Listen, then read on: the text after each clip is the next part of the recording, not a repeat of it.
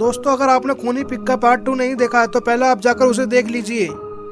जैसे कि आपने इससे पहले वाले पार्ट में देखा कि गोलू और रोन पिज्जा की डिलीवरी करके अपने घर वापस जा रहे थे और फिर तभी रास्ते में रोन और गोलू को खूनी पिग दिखाई देता है, जिसे देखकर उनकी हवा खराब हो जाती है। और फिर गोलू और रोन वहां से भागकर पास वाले घर में छिपने के लिए जाते ही हैं कि तभी उन्हें उनके सामने दोबारा खूनी पिग दिखाई देता है। रोन और गोलू में खूनी पिग एक एक डंडा मारता है, जिस डंडे को खाने के बाद रोन और गोलू सड़क पर जाकर गिर पड़ते हैं। और दोस्तों अब गोलू और रोन को मारने के लिए खूनी पिग दोबारा गोलू और रोन के पास जाने के लिए दोबारा चल पड़ता है। और इधर गोलू खड़ा हो जाता है खूनी पिग को अपनी तरफ आते देखकर और खूनी पिग से मुकाबला करने के लिए तैयार हो जाता है और उसके पीछे पीछे रोन भी खड़ा हो जाता है। और फिर गोलू खूनी पिग से कहता है कि वहीं पर रुक जा खूनी पिग, वरना मैं तेरा मार मार का हलवा बना दूंगा।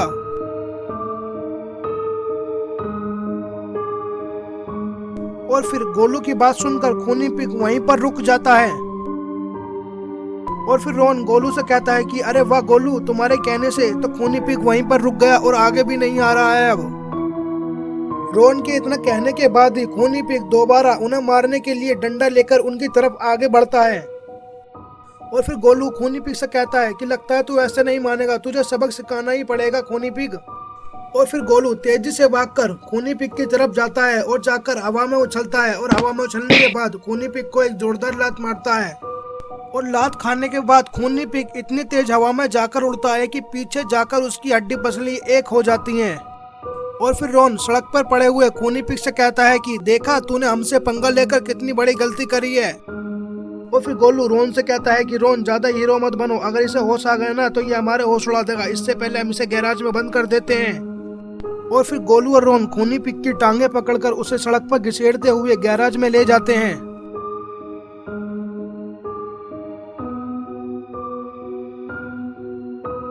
खूनी पिग को गैराज में ले जाने के बाद गोलू रोन से कहता है कि हमें यहाँ से जल्दी बाहर निकलना होगा और फिर गैराज का दरवाजा लगा देना होगा। और फिर दोनों गैराज से बाहर आते हैं और गैराज से बाहर आने के बाद गोलू गैराज का शटर लगा देता है। शटर लगाने के बाद जैसे ही वो दोनों वहां से निकलते हैं और फिर तभी शटर को हिलाने की आवाज आती है बहुत जोर जोर से। और फिर गोलू और रोन उस शटर को देखते हैं कि शटर तो बहुत तेजी से हिल रहा है। और फिर गोलू रोन से कहता है कि हमें इस शटर के आगे कुछ लगाना होगा, अगर हमने इस शटर के आगे कुछ नहीं लगाया तो ये शटर टूट जाएगा। खूनी पिग शटर तोड़कर बाहर न आए, इसलिए रोन और गोलू दो बड़े बड़े पत्थर लाकर शटर के बाहर रख देते हैं। दो बड़े बड़े पत्थर रखने के बाद भी शटर जोरों जोर से हिलने बंद नहीं होता है और शटर फिर टूट जाता है। शटर के टूटने के बाद खूनी पिग को बहुत ज्यादा खुशी होती है और वो जोर जोर से अपनी गर्दन को हिलाने लगता है। और इधर गोलू और रोन खूनी पिग को देखकर बहुत ज्यादा डरने लगते हैं।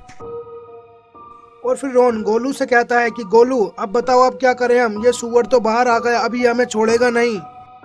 और फिर गोलू रोन से कहता है कि अब तो एक ही तरीका है बचने का, यहाँ से भागो, जितनी जल्दी हो सके भागो रोन। और फिर दोनों वहां से भागने लगते हैं और उन्हें भागते देखकर खूनी पिग भी उनके पीछे पीछे भागने लगता है। और फिर थोड़ी दूर आगे भागते भागते रोन बीच रास्ते में गिर जाता है और गोलू आगे चला जाता है। और इधर खूनी पिग रोन के पास आकर खड़ा हो जाता है और खूनी पिग को देखकर रोन बहुत ज्यादा डरने लगता है। और इधर गोलू आगे भागते भागते रुक जाता है और फिर वो पीछे मुड़कर देखता है कि उसे तो खूनी पिग ने पकड़ रखा है। तो दोस्तों अब क्या होगा, क्या खूनी पिग से रोन बच पाएगा या फिर गोलू खूनी पिग से रोन को बचा लेगा, ये देखेंगे हम इससे अगले पार्ट में। इसका अगला पार्ट जल्दी आएगा।